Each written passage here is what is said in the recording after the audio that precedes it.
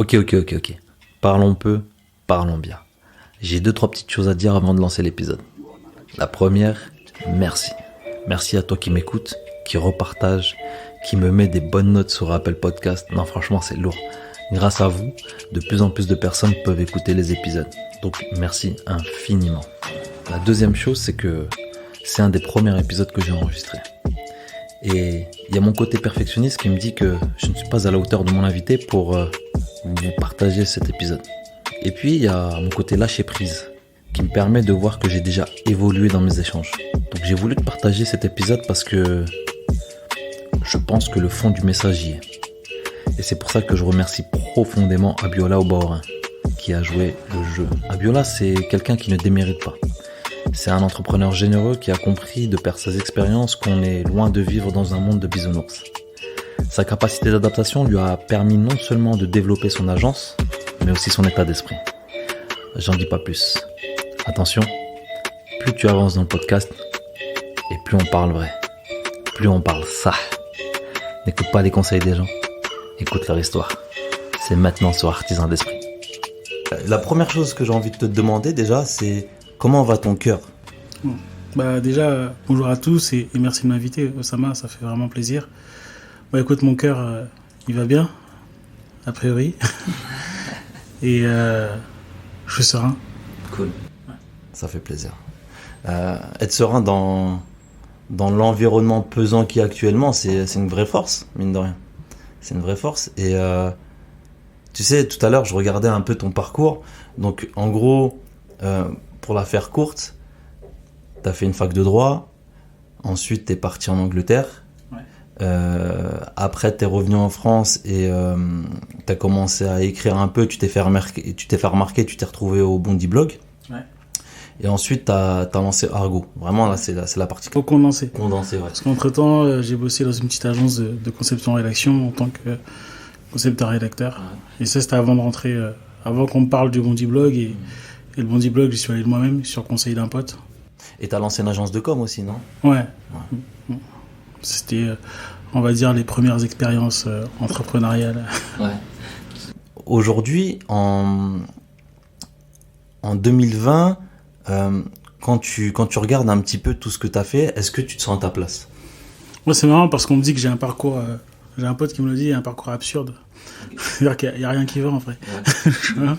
Il n'y a rien qui est imbriqué, mais si je suis la suite logique des choses, aujourd'hui, Argo fait ce que moi, j'ai pu faire avec mes expériences personnelles. Voilà. Je pense que c'est plus, on va dire, un condensé de ce que j'ai pu faire, à 3 exceptions près. Donc, en vrai, moi, je vois plus pour une suite logique. Après, c'est vrai que le chemin... c'est pas forcément le chemin classique, école de commerce, grande école de journalisme, mais je pense que... Ouais. C'est ça qui est intéressant, et on y reviendra tout à l'heure par rapport à Argo. Et là, ce que j'ai envie de savoir, c'est... t'étais qui, en fait, pendant ton enfance ou ton adolescence ? Quel Abio ? Oh là, tu m'envoies une question, là. En vrai, j'étais quelqu'un j'étais un petit ou un jeune extrêmement curieux, hyperactif aussi. Je tenais pas en place. C'est vrai ? Ce qu'on dirait pas là vraiment. Quand on te voit. Ouais, maintenant il y a l'âge. Hein. Mais vraiment hyperactif, hyper curieux. Je m'intéressais à tout. J'essayais de m'imprégner de tout. Je passais des heures aux toilettes parce que je bouquinais le truc qu'il y avait dans le panier de lecture aux chiottes. Ah ouais. Enfin, je lisais absolument tout ce qui me passait sous les yeux. Je regardais tout ce que je pouvais regarder. Je m'intéressais à tout.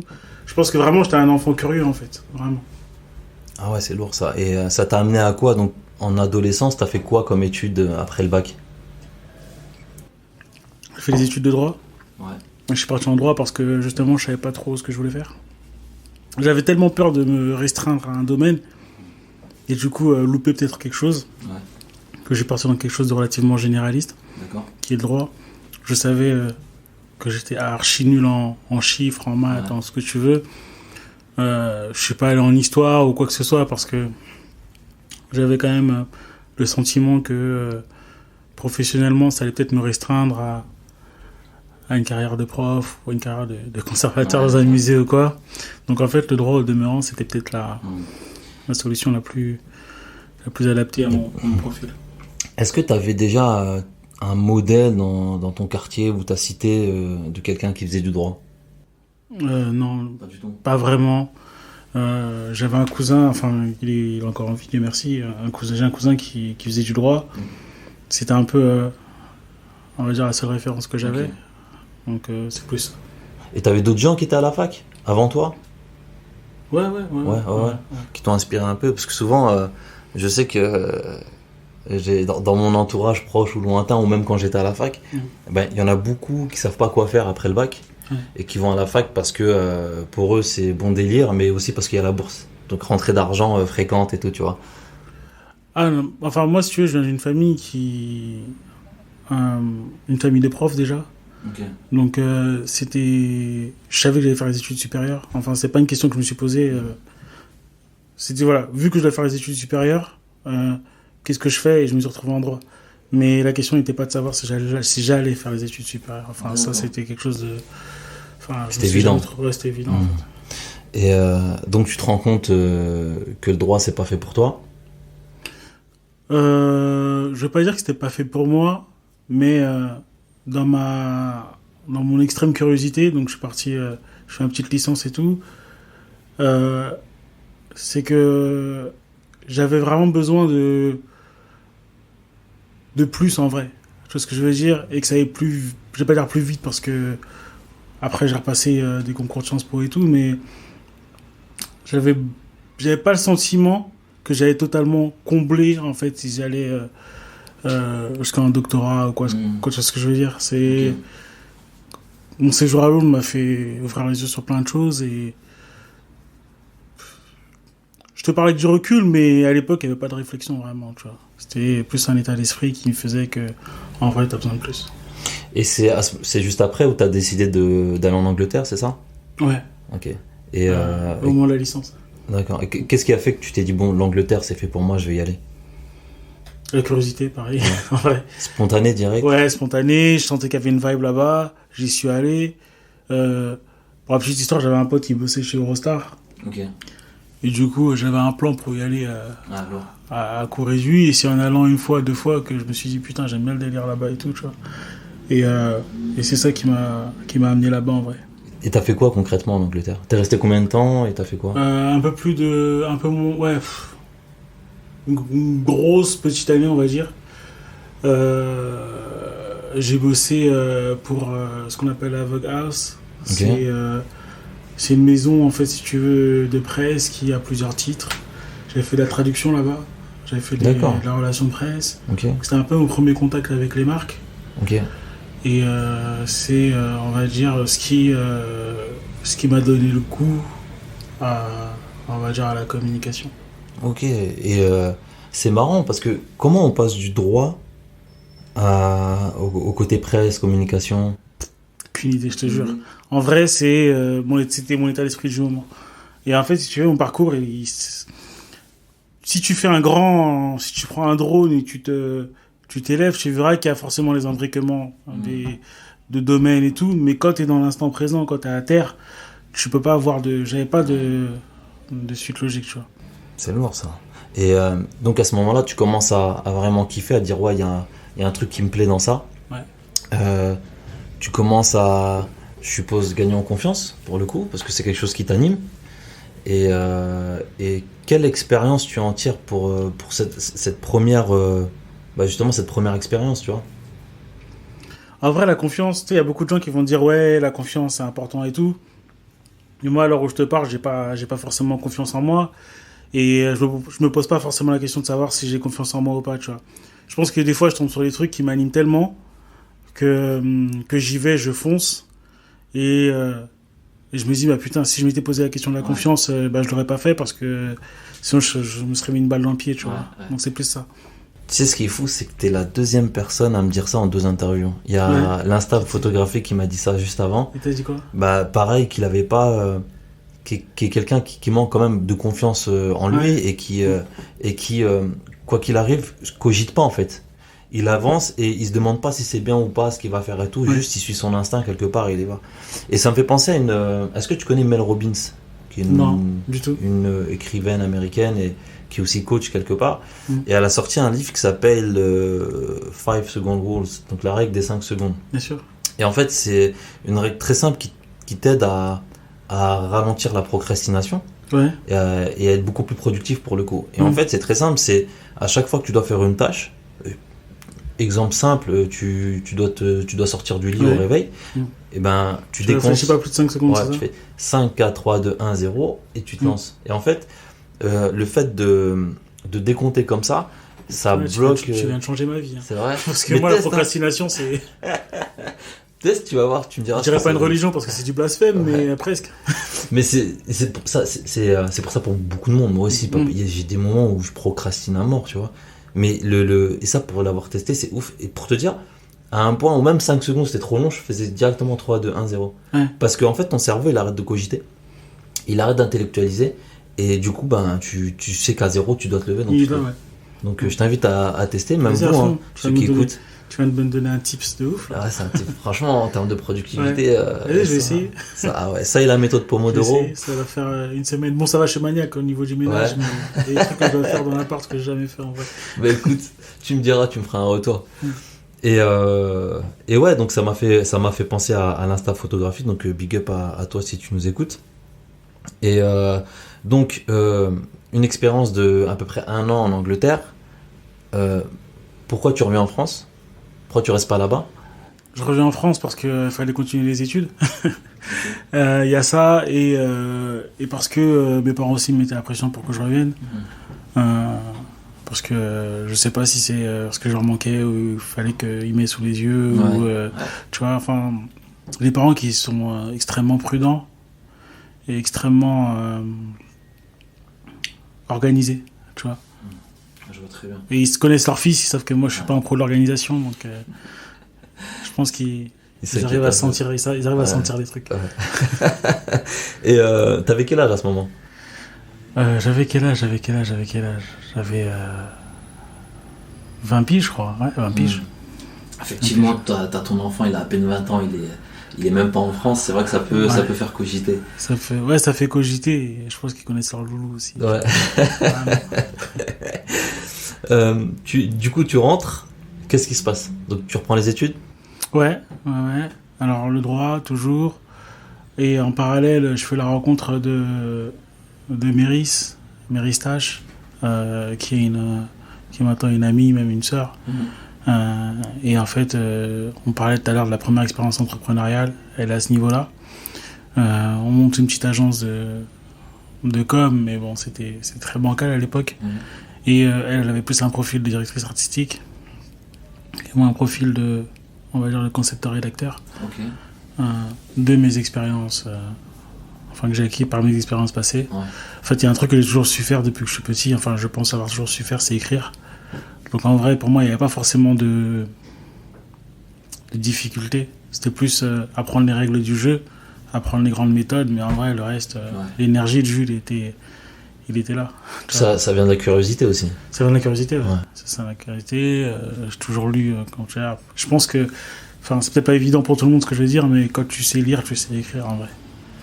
Intéressant. Voilà. Enfin, parce que tu t'imprègnes des mots, tu t'imprègnes de la construction des mots, des phrases, et il y a certaines formules que tu vas, en fait, si tu veux, absorber quand tu vas lire un livre, quand tu vas lire un magazine, quand tu vas...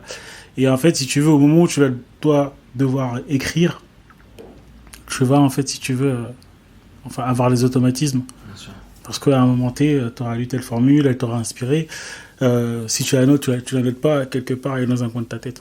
Ça, c'est de l'ordre de l'inconscient en plus, parce que tu t'en rends pas compte. Bien sûr. C'est ça qui est fou. Je pense aussi. Ouais. Et moi, j'ai compris aussi que la lecture, ça déliait la langue. Bien sûr. Tu vois, en plus d'enrichir ton vocabulaire. Qu'est-ce que vous avez appris sur votre première boîte ? Qu'il fallait être rigoureux. Qu'il faut pas avoir... si tu veux penser à avoir la bonne idée. En vrai, quand tu arrives sur un marché, à quelques exceptions de près, t'inventes pas le coca. Tu vois ce que je veux dire ? T'arrives, si tu t'insères pas, en fait, si tu veux, dans un schéma, si tu fais pas valoir ta différenciation, en vrai, tu sers à rien. Parce que s'il y a 10 personnes qui font un t-shirt et toi tu fais le 11e t-shirt, en vrai, t'es juste un t-shirt de plus. Mais si t'arrives avec un short, bah, t'es le premier à faire les shorts.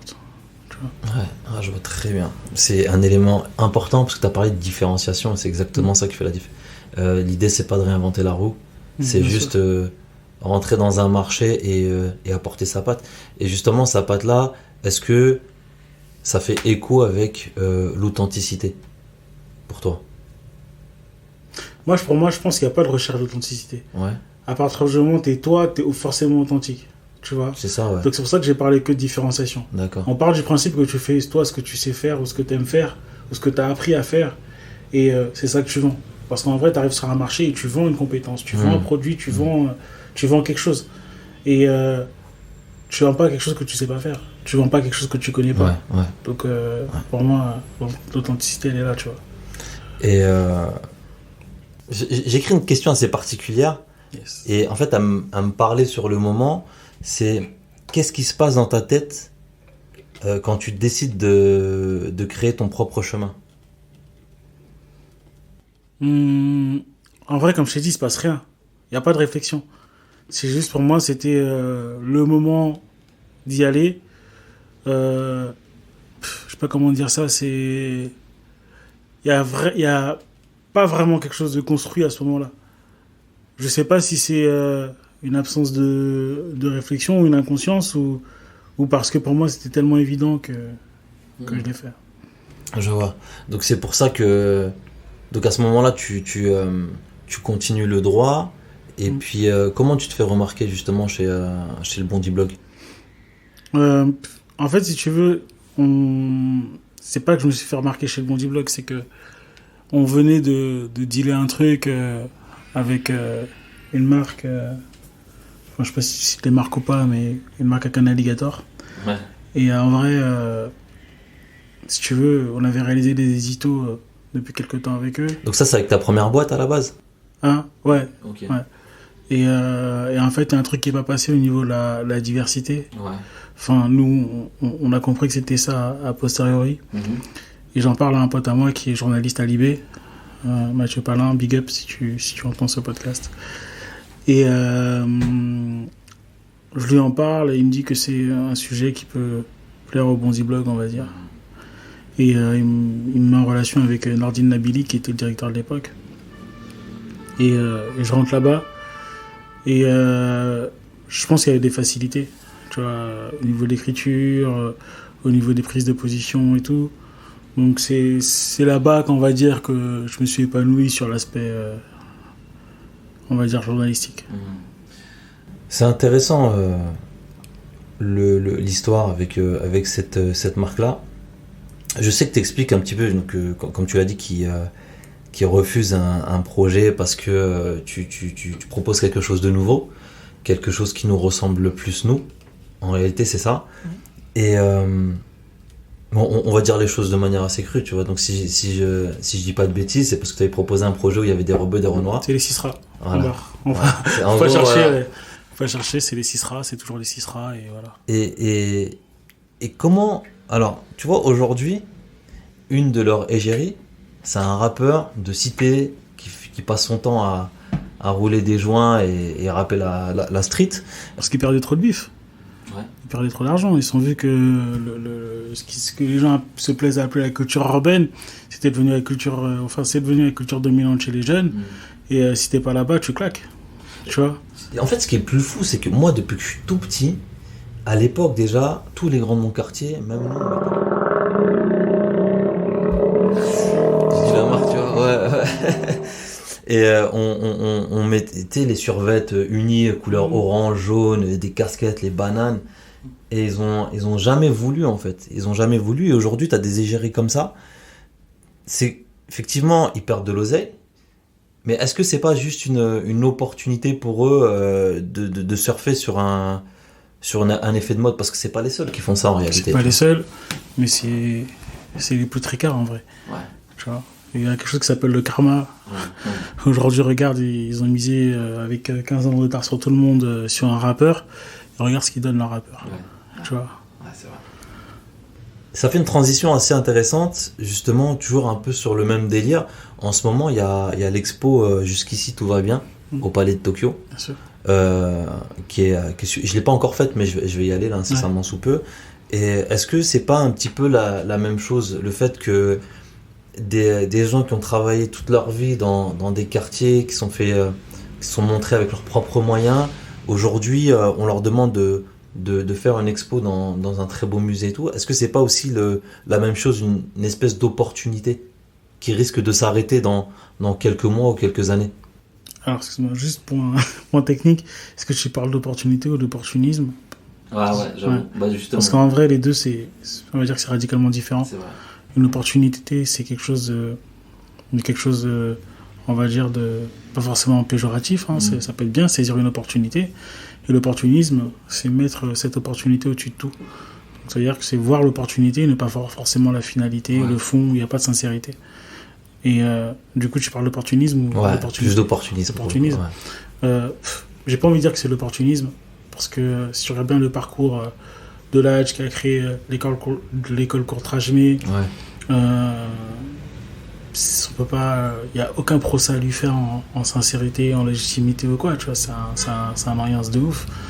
Maintenant, il a fait des trucs dans son quartier aussi, tu vois, à Clichy et tout, il y avait du monde, il a fait venir les autorités dans son quartier. Donc pour moi, non, c'est pas de l'opportunisme. En vrai, c'est qu'il y a une opportunité, il l'a saisie, et c'est intéressant de passer partout, en vrai, d'être partout, pas forcément que dans les quartiers, pas forcément que d'être à Paris, tu vois. Bien sûr. Après, je parlais pas justement de l'ADJ, mais je parlais justement des institutions comme le Palais de Tokyo, etc. Tu vois, Est-ce que c'est juste une façon de valoriser tout ce travail qui a été fait depuis un certain moment, ou c'est juste parce que voilà, en ce moment, les quartiers de France, la cité, c'est un effet de mode et c'est le moment d'en profiter quelque part. Plus dans ce sens-là, tu vois. En fait, moi, si je te parle de l'âge, c'est que c'est un élément de contexte. Tu vois, ils n'ont pas pris un mec qui passait par là en disant viens faire une expo chez nous. Tu vois, c'est parce qu'il y a un mec, un cheminement qui travaille sur ce sujet-là depuis des années, et le Palais de Tokyo, au demeurant, avait déjà fait un truc comme ça en 2014 on appelle ça avec le Bondi Blog. Si tu veux, moi sur cette question-là, et on l'a posée sur Argo, moi je n'ai pas l'avis tranché là-dessus. En vrai, pour moi, ça a circulé, et la question de savoir est-ce qu'on vend... On m'a parlé d'une expression il n'y a pas longtemps, c'est les vendeurs des cités. Tu vois, l'expression de savoir est-ce que ce truc-là, c'est un truc de vendeur de cité, je pense pas. En vrai, je pense pas. Et faut connaître le contexte. En fait, quand t'as le contexte, tu te dis que voilà, en fait, non, c'est une opportunité, ils l'ont saisi et voilà. Enfin, je pense. Moi, je suis pas dans le secret des dieux, tu vois. En tout cas, grosse force à Ladj et toute l'équipe parce que c'est un travail de fou qu'ils font et ils ont charbonné pendant des années avant d'arriver à ce niveau et franchement, c'est hyper inspirant et ça se respecte de fou. T'as l'opportunité donc d'écrire un article au Body Blog. Tu t'y plais? Ouais. Kiffe ton taf? Ouais. Bon, je crois, j'espère. A priori, ça s'est bien passé. Jusqu'à la fin. Après, il y a eu la fin. Et justement, comment s'est passé un petit peu ton cheminement sur Bondi Blog? Enfin, chez Bondi Blog. En fait, il y a vraiment rien de pensé. J'arrive là-bas, je fais une conférence de rédaction. On me propose assez vite des sujets. Je fais des sujets, j'en fais quelques-uns.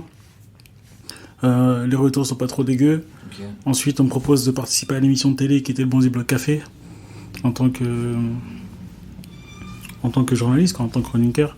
Je le fais, c'est pareil. Moi, je prends bonne expérience et tout se passait bien. Et après, il y a eu un changement de direction et j'étais pas en accord avec la nouvelle direction. En vrai. C'est tout, tu vois. Et du coup, tu as décidé de faire ton propre chemin. Et est-ce que c'est à ce moment-là, tu t'es dit bon, je lance Argo, je lance mon propre magazine, ma propre agence, ou alors t'avais déjà cette graine un peu qui se met en toi? Vu que j'avais déjà eu une expérience entrepreneuriale auparavant et vu que j'avais eu cette expérience au Bondi Blog. Et vu que les deux n'étaient pas totalement incompatibles, la suite a fait que j'ai lancé Argo. Tu vois. Donc c'était plus ça, c'était pas forcément parce que c'est dans un coin de ma tête et c'était pas forcément un truc aussi spontané, quoi. Enfin, c'était entre les deux. Je sais que tu... Alors, est-ce que tu débauches 2 personnes du Bondi Blog ou ça se fait après? Non, ça s'est fait naturellement. Ça se fait naturellement. En vrai, tout le monde était en train de se barrer du Bondi Blog, donc il n'y a besoin de débaucher personne, en vrai. Qu'est-ce que ça t'a apporté, mine de rien, le Bondi Blog? C'est ce qui a mis une pied à l'étrier. Ouais. Tu vois. Enfin, c'est la première fois que j'écrivais dans de la presse. C'est la première fois que je faisais l'expérience d'aller dans un endroit où il y avait quand même une réflexion sur les sujets qui me concernaient, avec des gens qui avaient des avis, moi, que je jugeais intéressants là-dessus, tu vois. Donc c'est plus ça. Et en fait, ce qui est fou, c'est que on l'a pas dit, mais t'as aucun diplôme de journalisme de base. Non. T'as rien du tout, et ça c'est aussi important. C'est important de le souligner, c'est que les diplômes ne font pas tout, mine de rien. C'est que si on a vraiment envie d'aller vers une vocation, on n'est pas obligé, en tout cas au début, pour se lancer, d'avoir tel ou tel diplôme pour avoir telle expérience, tu vois. Et toi, t'es la preuve, t'es vraiment la preuve du fait que on peut faire les choses sans se focaliser sur la légitimité par rapport au diplôme. Avec du recul, t'en penses quoi de ça? Alors moi, je pense que, certes, j'ai pas de formation de journaliste, mais et je parle là au global, hein, pour les gens qui vont dans les domaines qui sont pas leur domaine de prédilection. Ça te dispense pas, en fait, si tu veux, d'apprendre les codes, d'apprendre les méthodes et tout, tu vois. Et c'est ça qui te rend compétent. C'est pas tant ton diplôme. Moi, les gens qui sont diplômés, c'est quand t'es diplômé, ça t'amène à la compétence dans la suite logique des choses. Mais t'as les gens qui sont diplômés, qui sont les bras cassés, et qui se reposent sur leur diplôme. Et à contrario, t'as des gens qui ont conscience de pas avoir ce diplôme-là, donc qui vont tout faire pour acquérir la compétence. Et qui vont peut-être, c'est comme un peu des convertis, hein, qui vont être plus à cran sur la doctrine que ceux qui n'ont pas, on va dire, qui ont eu cette formation, parce qu'il faut t'accrocher à quelque chose. Tu veux pas arriver en disant je sais écrire. Tu vois ce que je veux dire? Bien sûr, clairement. Et justement, ce qui est intéressant, c'est qu'en plus de ça, tu rencontres Fanny Péchiodea, qui est la cofondatrice de My Little Paris, qui est un gros média. Comment s'est fait cette rencontre? J'avais déjà entendu parler d'elle vite fait par un pote à moi qui s'appelle Youssouf, qui a une boîte qui s'appelle Maison Château Rouge. Elle a installé à Barbès. Nous, ça nous intrigue. On part à sa rencontre, on fait 10 minutes dans le bureau. On voit qu'on a des affinités sur pas mal de trucs. Le projet l'Argo, elle le connaissait. Ça l'a interpellée et elle nous propose de nous accompagner. Donc la rencontre, elle se fait comme ça. On fait un premier projet ensemble qui s'appelle Ten Faces. Qui met en avant 10 entrepreneurs issus des quartiers populaires. Le projet a des retours pas trop dégueux. T'aimes bien dire pas trop dégueu? C'est de la... Quand t'as vraiment... Moi, il y a 2 modes de réflexion, tu vois. T'as le verre à moitié plein et le verre à moitié vide. Et moi, je suis de la team verre à moitié vide, tu vois. Donc, le pas trop dégueu, c'est une traduction, on va dire, c'était l'état d'esprit, tu vois. On peut dire que c'est une forme d'humilité ou pas? C'est une sorte d'insatisfaction, on va dire. Perfectionnisme ou pas? Non, je suis pas perfectionniste. Mais je pense qu'il y a toujours cette insatisfaction qui, au final, a des bons et des mauvais côtés, parce que c'est celle qui me lead vers les projets suivants. Et c'est aussi celle qui on va pas dire qui t'empêche de jouir le moment T de peut-être de quelque chose que t'as fait tu vois. Donc ça, c'est bon, c'est mauvais côté. Je vois. À un moment donné, tu dis promouvoir l'universalité et pas la diversité. Je crois que c'est la plus grosse connerie que j'ai jamais sortie, en vrai. C'est vrai? C'est vraiment une grosse connerie parce que je pense que quand tu t'éduques à quelque chose, quand tu rentres dans un sujet, t'as pas forcément tous les codes. Quand tu rentres, et je pense que c'est pareil quand tu apprends à jouer au foot. Ouais. Enfin, je sais pas si on apprend à jouer au foot, mais quand tu apprends à peindre ou à dessiner, t'as des règles. Ouais. Et quand tu commences, tu t'imprègnes de ces règles et tout, et tu les maîtrises pas totalement. Tu vois. Aujourd'hui, quand j'ai sorti, à l'époque où je sortais cette phrase, je pense qu'il y a pas mal de trucs que je maîtrisais pas. Après, aujourd'hui, en 2020, bien sûr, c'est tout le monde qui s'éduque, tu vois. Il y a une évolution des mentalités, bien sûr. Et les trucs que tu pouvais dire il y a 4 ans ne passent plus aujourd'hui. En l'occurrence, ça, c'est quelque chose que en 2020, je n'aurais jamais pu dire. Ouais. Tu vois. T'es plus aligné avec ça, ce qui est tout à fait normal. Je suis plus aligné, je suis plus en phase, et je pense que je m'étais un peu enflammé quand j'avais dit ça à l'époque. Ouais. J'étais un peu trop optimiste sur la nature de sur la nature de l'être humain. Je vois très bien. Il y a, je ressens beaucoup de comment dire, d'apprentissage dans ton discours, et j'ai même envie de dire, tu t'es mangé des claques? Toujours, j'en mange toujours. Ouais. Mais c'est ça qui te fait réagir. C'est ça en fait. Et comment tu réagis sur le moment présent? T'es quelqu'un d'impulsif? Non, pas du tout. Ouais. Pas du tout. Moi, généralement, la claque à m'anesthésie et après, je réfléchis. Ouais, je vois. Voilà. Je vois. Est-ce que tu as une anecdote où tu dis là, je me suis mangé une grosse claque, mais avec du recul, ça m'a appris telle ou telle chose? Ouais, il y a pas mal d'anecdotes quand même, mais. Celle qui te vient le plus spontanément comme ça. Je mettrais le cul de tellement de personnes en l'air si ça m'arrivait. Ah ouais. Je vois que je vais pas le faire. Je vois. Ça aussi, il faut. Et après, il y a aussi les claques que je me mange de par ma faute, bien sûr. Ouais. Je dis pas que la plupart des claques que tu manges, c'est quelqu'un. Des fois, t'es tellement con, tu penses pas à un truc, et tu te prends une claque, et la claque, elle vient de toi, t'es le seul responsable. Ouais. Tu vois. Tu peux présenter succinctement Argo, donc ton magazine et ton agence. Bien sûr. Et je t'expliquerai pourquoi je t'ai posé cette question. Vas-y à fond, ça marche. Ouais. Argo, c'est un média agence. Donc c'est un magazine en ligne qui traite, on va dire, des quartiers populaires, de la culture des quartiers populaires, de l'économie, de la société, de tout le petit monde qui y vit, et aussi, on va dire, de la diversité. Et c'est une agence de création qui accompagne des marques ou des institutions sur les problématiques d'impact social, d'inclusion et de diversité. Donc on a pu le faire avec Uber, on a pu le faire avec Nike, on le fait avec Jordan, et on a pu le faire avec les assos, comme on l'a dit, et tout. Donc c'est ce qu'on fait, on va dire, au day to day. C'est lourd. Bravo pour ça, pour ce taf-là. En fait, je t'ai posé cette question parce que quand je rentre chez Argo et que je vois un petit peu au niveau du bar, et ben à chaque fois, ça me projette à quand j'étais petit, mon quartier et tout. Parce qu'on voit du Pento, on voit la boisson Hawaï, qui est une boisson marocaine. On voit de la semoule, on voit de la dacatine, on voit de tout. C'est une Madeleine de Proust. Ouais. Pourquoi cette appartenance-là? Cette envie de justement insister sur l'économie du quartier et l'univers aussi du quartier? Parce qu'encore une fois, je pense que chaque individu est fait de son environnement, est influencé par son environnement, et tu as aussi cette chronologie qui fait que forcément le premier apprentissage que tu fais, c'est celui que tu fais quand tu es plus jeune, et c'est les lieux dans lesquels tu as vécu plus jeune qui t'influencent et qui te construisent. Après, tu peux aller vers d'autres milieux, mais on va dire que la base sera faite de tes premières expériences. Et ma première expérience, c'est le quartier. Je suis né à Argenteuil, j'ai grandi à Ivry. J'ai quitté Ivry à l'âge de 16-17 piges en vrai.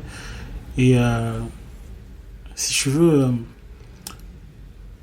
quand tu viens d'un quartier et que t'es fils d'immigrés, que tu veux, même s'il y a une diversité immense, il y a un corpus commun en vrai. Tu vois, il y a des codes, il y a des... Il y a des codes qui sont communs aux mecs de la petite et de la grande banlieue, aux mecs des quartiers populaires. Il y a des codes qui sont communs aux enfants d'immigrés. Et justement, cette étagère, elle symbolise un peu tout ça. Parce que tu vois, tu as l'huile des cheveux Amla qui, on va dire, parle plus aux Maghrébins.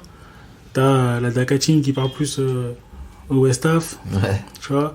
Et en vrai, je pense qu'il n'y a pas un rebeu qui ne connaît pas la Dacatine. Et Il n'y a pas un Renoir qui connaît pas, si tu veux, le Hawaï, tu vois. Donc en vrai, c'est des codes en fait qu'on a et nous c'était important dans le lieu dans lequel on travaille, à Watif qui a bossé là-dessus, de pouvoir symboliser, on va dire, cette culture à travers ces petites épiceries. Quoi. Bah bon, gros big up parce qu'elle a vraiment réussi et moi c'est toujours un kiff de voir ça. Ouais, ça se voit. Elle est chaude de ouf. On arrive sur la fin, je vais juste te poser quelques petites questions et tu me dis ce que ça t'inspire en fait. Tu me dis vraiment ce que tu penses et voilà. Il y a 2 tours. Hein. Vas-y, à fond. Donc ton grec préféré? Mon grec préféré? Ouais. Franchement, ça se voit pas sur moi, mais moi j'ai arrêté les grecs avant. C'est vrai? Ah ouais. Enfin, j'ai vu un reportage, là, ça m'avait tué. Ça m'a mis un coup d'arrêt à la tête. C'est Jean Grec, c'est vraiment occasionnellement. C'est vrai ouais, ok. Ton son du moment alors? Mon son du moment. Mon son du moment. En ce moment, je kiffe écouter SDM. Ouais. Et il a encore sorti un son avec Koba aujourd'hui. Et je le son, je le trouve intéressant. C'est vrai? Ouais. Je l'avais pas écouté. SDM aussi, je suis beaucoup sur lui là. Ouais. Il m'a bien enjayé cet été. Ouais, il est chaud. Il est très très chaud. Ouais. Il est chaud. C'est un hurleur. Ouais, de ouf. Ton inspiration du moment? Mon inspi du moment. Dans quel domaine? C'est large. Vraiment ce qui te nourrit. Ouais. Mon inspi du moment. Qu'est-ce que je pense? Sur quoi je suis tellement sur plein de trucs en même temps.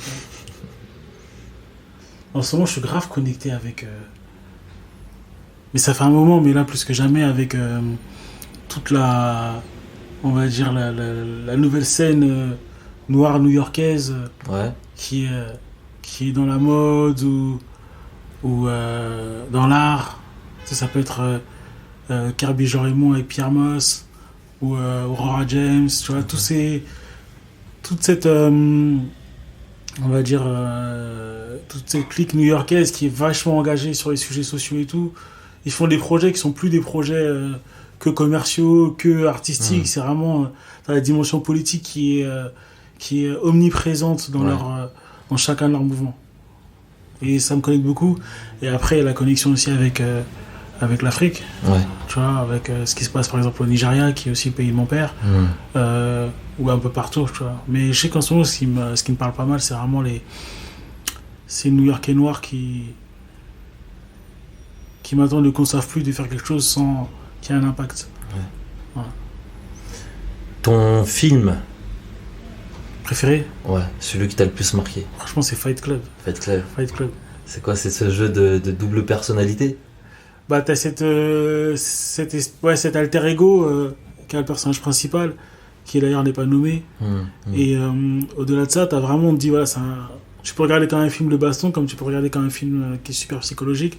Je trouve que c'est vraiment une critique intéressante de la société de consommation où maintenant le film il a 20 piges, tu vois, mais en vrai il est toujours d'actualité. Toi, quand il y a cette scène où il dit ouais, vous n'êtes pas votre portefeuille, vous n'êtes pas votre voiture et tout, en vrai c'est un truc de fou. C'est un truc de fou, tu vois. Et aujourd'hui on a du mal à se détacher de ça, tu vois. On a du mal à se détacher des choses qu'on a et enfin ça fait un peu branlette intellectuelle quand je le dis comme ça, tu passeras le terme, mais en vrai si t'arrives à t'extraire de ton appart parisien, de ton portefeuille ou ta condition, on va dire, d'entrepreneur et tout, qu'est-ce qui te reste? Demain, si t'es sur un lit d'hôpital parce que t'as un cancer, qu'est-ce qui te reste? Ou que t'as une autre maladie en vrai, tu vois. Ou tout à l'heure, tu parlais de la mort. On va tous y passer un jour, mais le jour où t'arrives sur le lit de mort d'un de tes proches, tu vois, qu'est-ce que tu retiens avec lui? C'est pas le matériel. C'est vraiment les souvenirs. Les souvenirs, tu vois, des moments. Tu vas pas penser au matin. Enfin, ça va même pas entrer dans ta réflexion, ça va même pas entrer dans tes pleurs, ça va pas entrer dans ta gamberge, ça va entrer nulle part. Tu vas juste penser à son caractère, vos privés jokes, enfin, vos petites codes que vous aviez, tu vois. C'est ça. Ça me fait penser à un film. Moi, un de mes films préférés, c'est Layer Cake, qui est un peu dans le. Je sais pas si tu l'as vu. Si. Il est un peu dans la même lignée, et même tu connais pas le nom du personnage jusqu'à la fin et tout. Et il est vraiment très très lourd. Ouais. Non, mais excellent. Ton péché mignon? C'est la gourmandise. Ah ouais. C'est la gourmandise, je pense que ça se voit. Ta marque de sable préférée?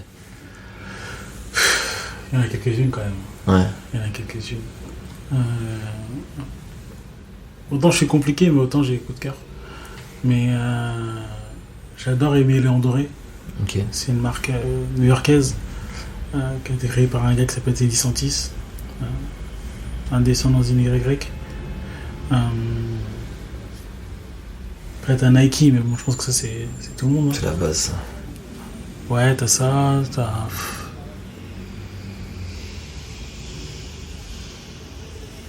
Alors on va dire Maison Château Rouge pour mon pote. Donc, c'est plus, Gros big up qui a fait une collab avec Nike en plus. Très belle paire. Mais en vrai, il y en a quelques-unes. Moi je suis très niche, donc en vrai, il y a aussi des marques. T'aimes bien niches voir le truc que personne a, comme ça t'es tranquille. Bah, pas forcément de ce côté-là, mais tu sais, avoir une marque, par exemple, tu peux avoir, je sais pas, moi je suis une connerie, mais un parfumeur qui va faire que du parfum. Ok. Et tu sais qu'il va avoir un savoir-faire. Ouais, je vois. Tu vois. Plus notion de créateur, de trucs. Ouais, voilà, en fait, c'est quoi l'esprit derrière le produit, Ok. plutôt que le produit en lui-même. Ton expression ou ton argot préféré? Alors, Ou mon du expression préférée. Moi, je suis rempli de tics de langage, donc en vrai, en plus, j'ai des phases, donc. Franchement, ouais, je sais pas.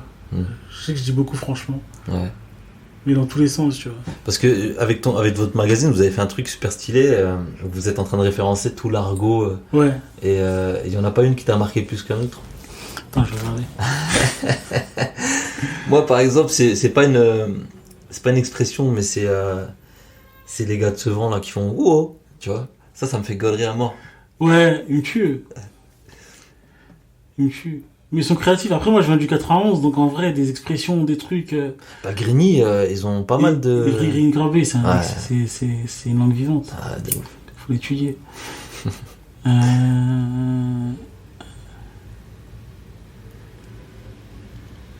y a quoi?